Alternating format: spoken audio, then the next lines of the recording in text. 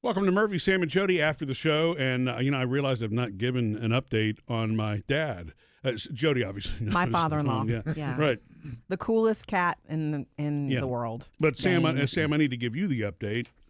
And, anybody else who's interested, or maybe this will help someone who's listening to the podcast who's experiencing the same thing with a family member. So he met with his oncologist. Me and him went to visit with the oncologist for a follow-up on the biopsy that was done. And right, and so to bring everybody up to speed, he had a few spots where he's got cancer in his body. Right. Yeah, a couple of weeks ago, it's a spot on his lung.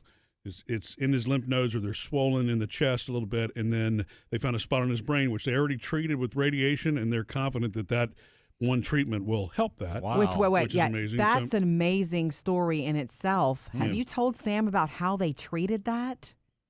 I That don't know. spot in the brain? I don't think you have told. Well, he told me about mask. putting the mask over his face, Yeah. so Right. they could pinpoint where to shoot. Yeah, they're very strategic about how they do that now, so they don't damage any tissue that doesn't need to be damaged. So he has an MRI coming up in 2 weeks, and they're going to see what happened. And we're obviously hoping for success on that. But like specific targeted treatment there to hopefully get rid of that one spot on the brain is incredible. Yeah. Compared to maybe even just 10 years ago when you would have to, I don't know, maybe damage other parts just to get to that. Yeah. And the other part about it that's really fascinating to me is the advancement in the technology for treatments overall, because they're studying cancer cells now at the genetic level, not just as how do you classically treat it with medicine, at one size fits all, which is kind of what they had to do up until 20 years ago, and so he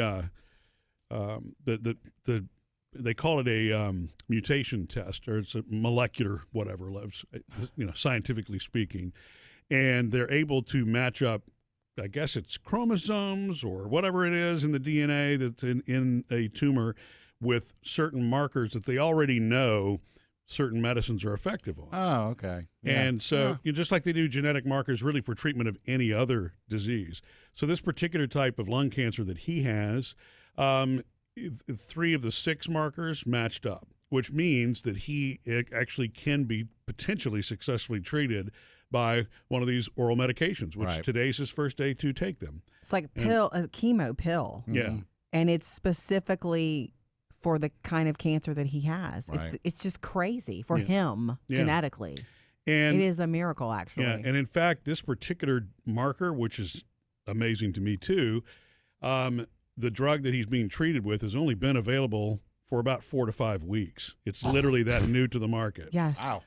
And they're rapidly developing. There are apparently hundreds of these versions of medications because think about how many different genetic markers there are for something. Mm-hmm. But what these medicines are designed to do is it minimizes any sort of side effect.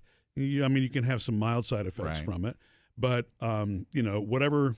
And they don't know how long the course of treatment is going to take, because he has to take it, and then in 30 days or 60 days, something like that, they're going to do another CAT scan, to see what happens. But in other cases with other genetic markers, there are times where they have 100% success with it, where eventually the cancer just completely disappears. Now, of course, once somebody has had cancer, they're always going to continue to monitor very, very closely. It's not like you're going to just go for an annual checkup. You're still going for, quarterly visits and those sorts of things, really for the rest of your life.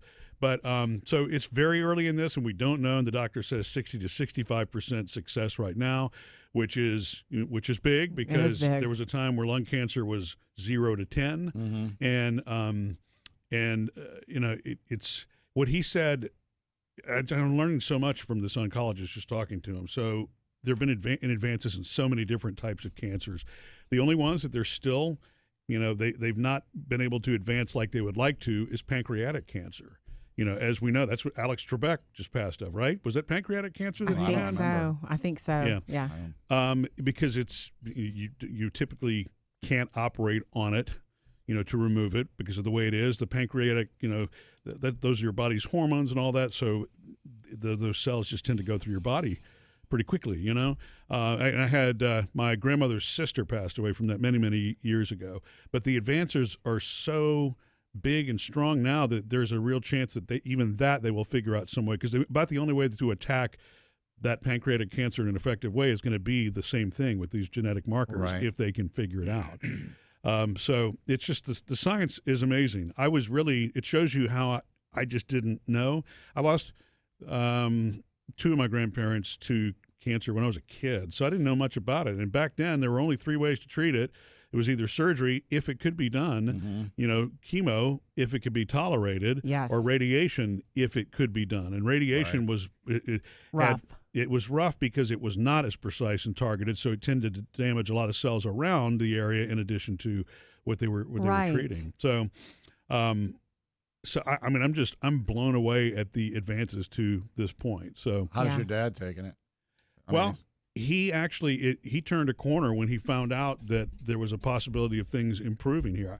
I think the wait and not knowing, even though he knew that it was going to be a matter of days that he would get the results, not knowing and waiting for a call was really stressing him. Yeah. But my dad is such a forward-focused person. He's constantly saying, "Look, this is what it is, and we're gonna fight this all the way through." I mean, he is focused. But the moment that he got that information, I saw a little bit of light and energy come back, like just a lightness. Yeah. Right. Yeah. And rightly so. I mean, you don't really know this stuff until you have to know it. Right. So us going through this as a family, I am more than encouraged for anybody. Now different types of cancer. Everybody's different. And, you hear good stories and not so good stories all the time. And we all lost a friend a year ago, Holly, our dear friend Holly, and she had gastric cancer. Yeah, a very rare cancer. A very rare, and they don't know enough about it. And I'm sure that the technology's there, but there wasn't as much. And it's Holly Clegg. Yeah. And I know that they've started a whole foundation for her to get money because it's about money for research. Yeah. So it's interesting just to be going through this and to know that I didn't realize that some of this was so advanced. Like when you said he was going to start getting treatments for that, the thing in the brain, I thought, oh, how long is that going to be? What kind of long road is that going to be? And it was just one targeted thing, and I know they'll check it out again. But that's incredible. Yeah, and look, it sounds like something from a movie. Like who knew? Well, we're still very, very early in this, and so I think we're at that stage now where you're still trying to be realistic, but it's nice to have hope in ways, and I know that that's not always the case, and I mean it could turn either way, but but at least as of today, he's got a positive boost, and he's he's on the right path, and his doctor is so encouraging, which it's actually very coincidental that Jodi mentions Holly Clegg, because Holly Clegg, famous cookbook author, actually co-wrote a book called Eating Well Through Cancer. And the co-author of that book is Dr. Gerald Militello, who is my dad's oncologist, just so happens to be the guy who's, who is treating him. So Connection. It's a very small world. Yeah. But he's so positive, and he's so enthusiastic, and he's so encouraging. And that's, to me, part of the treatment in and of itself. You know what I'm saying? Yeah. It's already stressful information. And he knows that. But when you have somebody that just shows you that leadership is important in any area of life. And so that when a doctor has, that gift of inspiring confidence and, one day at a time, I'm grateful for that. Tell Sam the first thing the doctor said when he walked into the room the other day. Oh, yeah. The door opened. Got some great news for you. I mean, he was looking straight at my dad. I'm like, yeah. So, that gets you upbeat right off the bat. So. Yeah. But anyway, that's the update. I just wanted to let you know what's going on, and we're just going to do one day at a time and see how it goes. Yes. And we brought Dane some spaghetti and a meatball the other night. That's a meatball? Red sauce and one meatball. It was a big meatball. Oh. And I'm going to show him on his phone how to order groceries so he doesn't have to go out to the grocery store because he's not feeling like driving a bunch right now. Yeah. But he'll get back to it, I'm sure.